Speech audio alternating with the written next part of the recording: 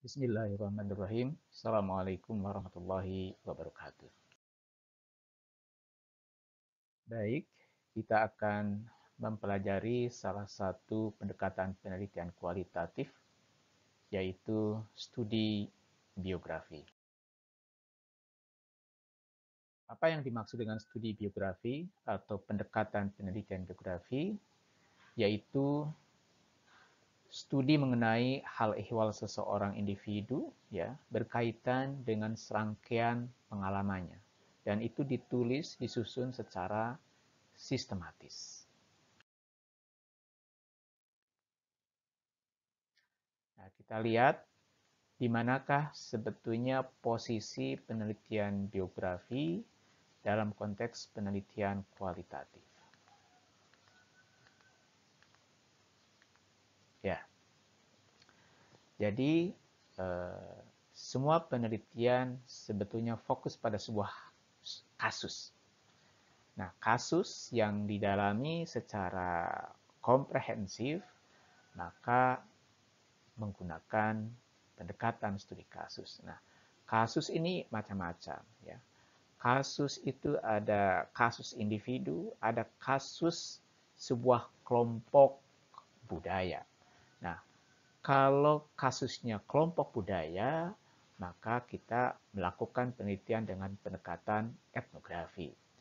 Nah, kemudian kalau kasusnya individu, satu orang, nah, maka kita menggunakan studi biografi. Kita lihat fokus penelitian dari pendekatan biografi ini. Ya, yang pertama yang harus kita dalami adalah epifani atau turning point moment, atau momen-momen penting yang dialami seseorang yang membuat orang mengalami titik balik dalam kehidupannya. Ya, misalnya ada seorang mahasiswa yang prestasinya biasa-biasa saja, kemudian dia dibully oleh teman-temannya. Dikatakan bodoh, dikatakan nggak becus mengikuti kuliah, dan sebagainya yang negatif-negatif. Lalu mahasiswa itu kemudian mengalami titik balik dengan membuat sebuah terobosan untuk menunjukkan bahwa apa yang dikatakan oleh teman-temannya itu tidak benar. Lalu dia belajar sekuat tenaga, belajar tekun, membaca banyak buku, dan akhirnya dia menjadi seorang mahasiswa yang sangat hebat dengan ditunjukkan IPK yang tinggi. Nah, bulian dari teman-temannya kepada mahasiswa tersebut itu epifani atau turning point moment yang membuat pengalaman itu ya si orang itu berubah. Si mahasiswa itu menjadi orang yang sangat rajin. Itu turning point moment. Nah, cakupan dari fokus penelitian studi biografi itu apa saja? Nah, kita bisa memilih ya di antara hal-hal sebagai berikut. Jadi, kita bisa mencakup seluruh riwayat hidup seseorang dari lahir hingga meninggal.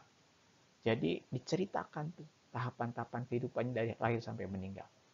Nah, bisa juga cakupan yang kita teliti itu hanya salah satu momen kehidupan. Misalnya pada masa anak-anak, cukup segitu ya. Atau pada masa remaja saja, cukup segitu. Atau pada masa dewasa, atau pada masa tua, atau pada masa pensiun misalnya. Itu boleh. Atau gabungan dari beberapa segmen kehidupan itu. Nah, bisa juga cakupan yang kita teliti dari seseorang itu adalah pada bidang tertentu. Misalnya kita ingin melakukan penelitian tentang sejarah kemampuan public speaking Bung Karno. Kapan beliau itu belajar public speaking? Kapan beliau itu mulai tertarik? Lalu latihan misalnya sampai beliau itu mahir. Mengapa tertarik terhadap public speaking? Nah, itu pada bidang tertentu. Itu boleh kita lakukan penelitian seperti itu. Lalu, siapa yang boleh dijadikan sebagai subjek penelitian dalam studi biografi? Apakah harus orang yang terkenal atau seorang tokoh publik atau siapa? Ya sebetulnya siapapun boleh kita lakukan penelitian dengan pendekatan studi biografi. Asal dia memiliki nilai manfaat, dia memiliki nilai inspirasi buat dibaca publik. Misalnya begini, boleh saja kita melakukan penelitian tentang seorang mahasiswa. Dia miskin, kemudian tidur tempat kosnya itu pindah-pindah, numpang dari satu teman ke teman yang lain, tapi prestasinya luar biasa misalnya. Aktif di organisasi, tapi IPK akademiknya ya kok mencapai hampir 4. Kok aneh ini kan? Ketika kita teliti, digali pengalaman hidupnya, tentu ini akan menarik ya dan akan memberikan inspirasi bagi orang lain. Ya. Pokoknya jadi intinya adalah siapapun bisa dijadikan sebagai subjek penelitian dengan syarat dia memberikan sesuatu yang nilai lebih. Ya.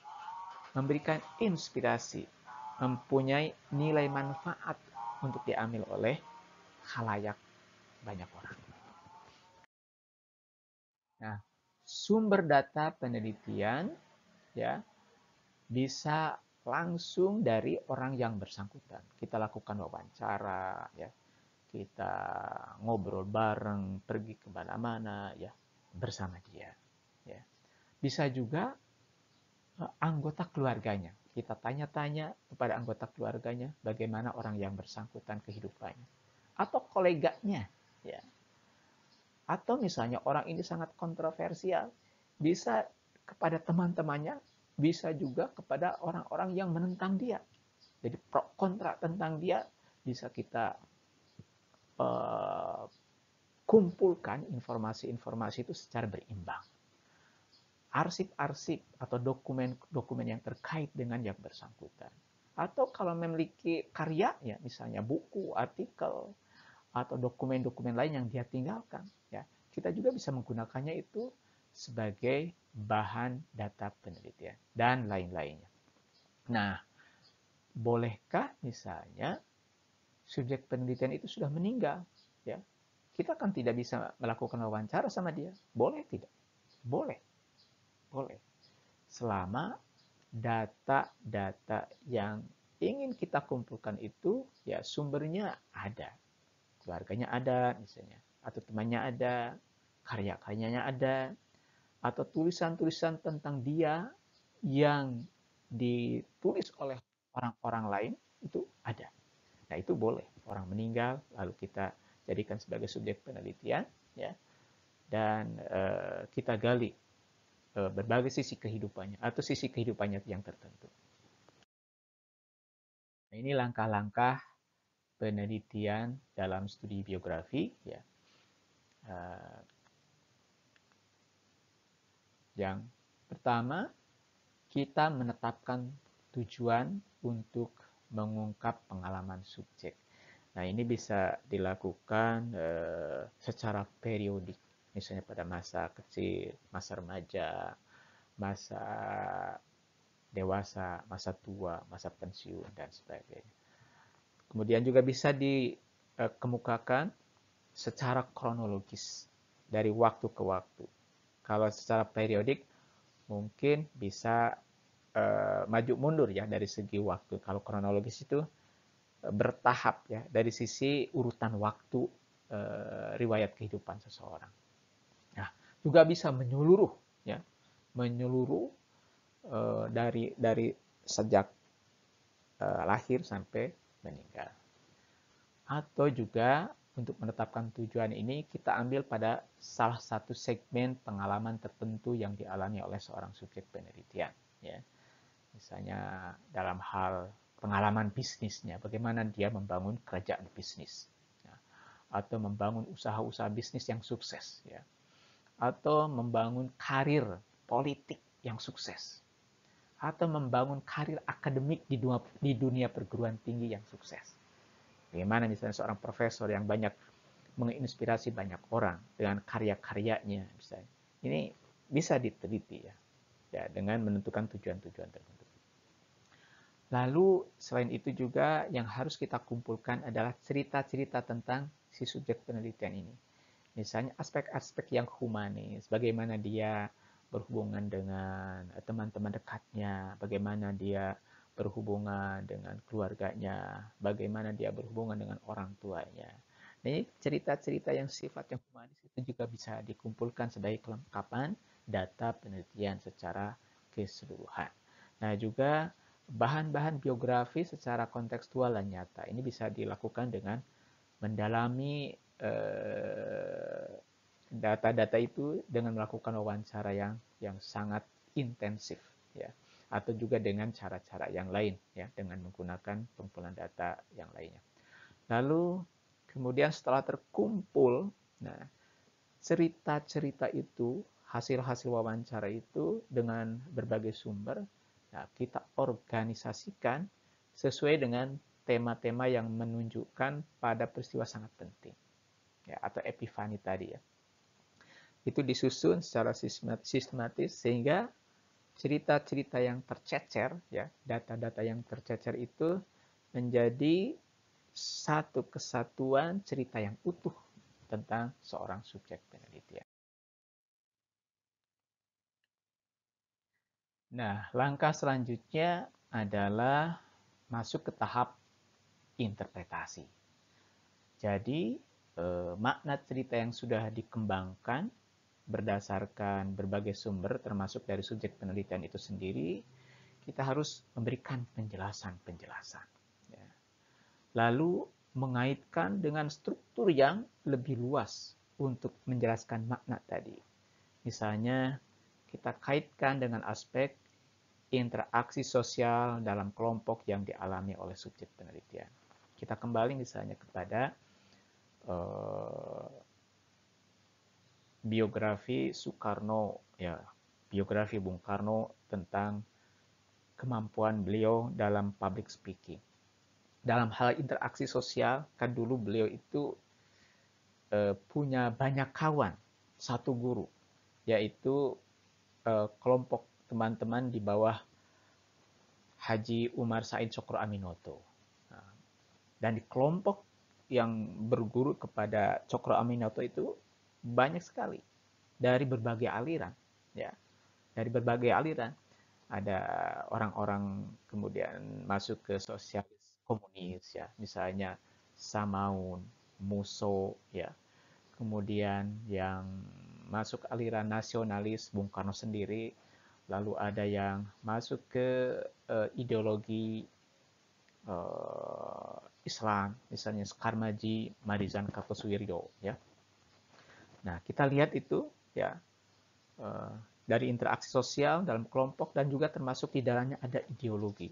Macam-macam ideologi yang berkembang pada saat Bung Karno hidup ya.